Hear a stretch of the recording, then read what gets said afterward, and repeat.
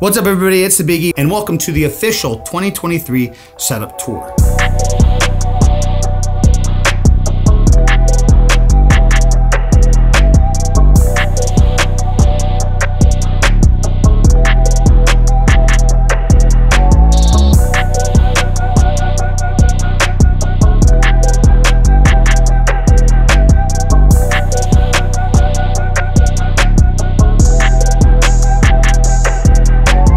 Did you think that I was like stupid for a second? I honestly didn't even notice. You didn't notice I said 2023? Towards the end of the year, it's gonna be 1 month left. You think people are gonna watch this? Hopefully I don't change it in 2 weeks. So last year I transitioned to this kind of split style setup. In the past, typically I would try to shoot for this like all-in-one setup, like an L-shaped setup or just one desk across the wall. But over this last year, I split it up to a gaming streaming area, an editing and creative station, and then a recording area as well. Overall goal obviously being that I could do everything from one room, but being able to have like the different workstations so that way I didn't feel like I was sitting in the same space every single day, even though I'm sitting in the same room every single day. For years now, I've talked about how healthy it is to just kind of like have some separation, not be doing the same exact thing all day, every day. So I've tried to do the best I could with that in this room.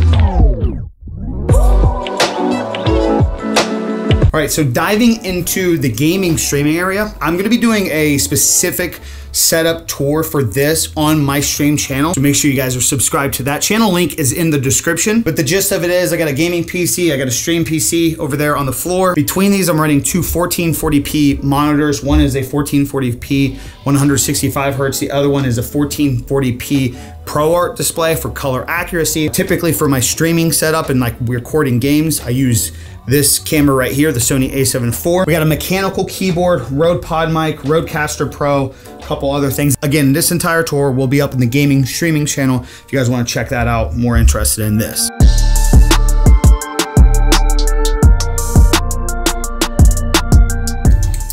I knew something didn't feel right. Shout out to Elgato for sending me the light. Not a sponsor, should be though. To the important side of the room, the area that mostly people wanna see, like the YouTube studio portion, where I create the videos, how I make the videos, how I work for clients, everything is over here. To optimize maximum watch time on this channel, we're gonna dive into the decor first. Most of the shelving and stuff that you guys see here, I got from random places like Hobby Lobby. Got a nice area for books, got a location to keep my shoes, trying to flex on Jayhawk.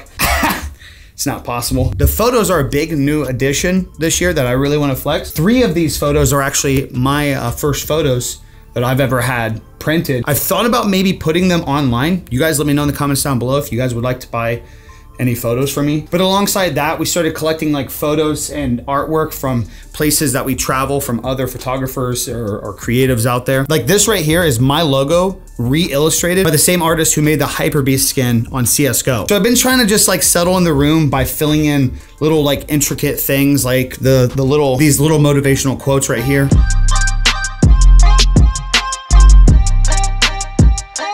So moving into the actual workstation, this year I upgraded the entire desktop with a island version from IKEA. I wanted a little bit more depth this year. Some days, if I'm doing something serious, like I get hired for a specific project, I'll move this mouse pad out of the way and I'll even like draw right here, or I'll bring out my tablet to draw on, and this gives me that space to do so. I'll bring the mic out here, do some podcasting. Seriously love the depth that this has given me. It's a little bit more challenging because this is a lot heavier, obviously takes up more space. But yeah, obviously a lot of workspace coming from this. The whole thing is powered by the M1 Max MacBook Pro. I got this last year. Still a powerhouse. I don't know if I'll be upgrading from this anytime soon. Moving into the monitor, we have the Asus 4K ProArt display, color calibrated, color accuracy. This thing's awesome. Underneath it, we have the Scarlett Focusrite for an audio interface. And then into that, we have the DBX286S, which is a preamp. Obviously from there, we have another Rode Pod mic that I like to use for podcasting, stuff like that. I did pick up this light bar too this last year from Amazon. I'll leave a link down below. I can't remember the name, but it is pretty sick. As per usual, Secret Lab Titan XL, or no, just Titan, not the XL. 2021 edition, or wait, is it 2022? It's the newer one.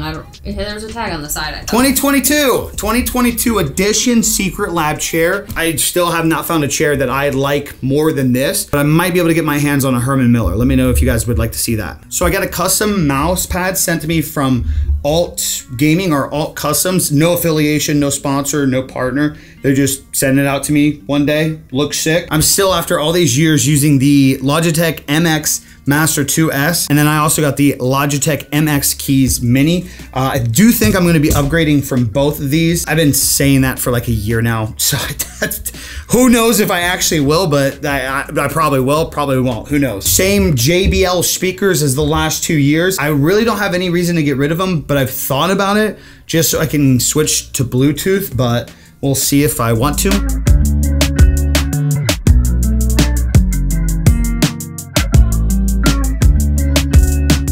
One thing I've missed in the last couple of setup videos is the soundproofing that I do in this room. Most of the sound that I do in this room isn't really like soundproofing. It's more like sound reducing, so that way it doesn't sound shitty on the camera. Both the big panels come from Amazon. They were actually fairly cheap for the fact that they were already pre-built. Then I have a whole bunch of little like bass trap corner pieces tucked all around each corner of the room, and then a couple just generic sound panels distributed throughout the room to, again, just reduce the sound bouncing around, so that way when I'm recording stuff, it sounds a little bit better. Plus the carpet helps so much. All the little lights behind the setups are all Philips Hue lights. These tube lights are Godox tube lights from Amazon, which is awesome because it matches these lights over here.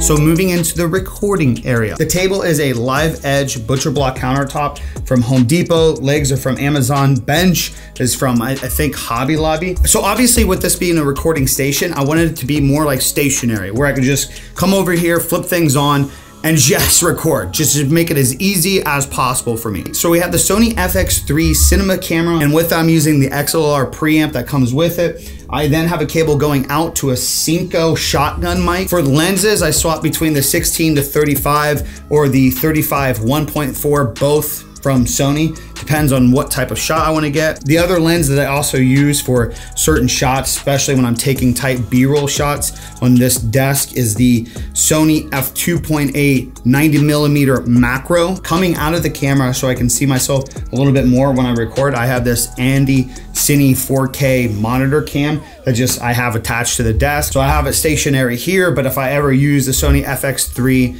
for any kind of like run and gun filmmaking, I take that off the desk with an easy switch, attach it to the top of the camera, and then I have a portable cinema camera ready to go. Got my water jug, crucial for any setup. If you guys aren't drinking water, you're slacking. It's like 70% water. Water makes you more creative, did you know that?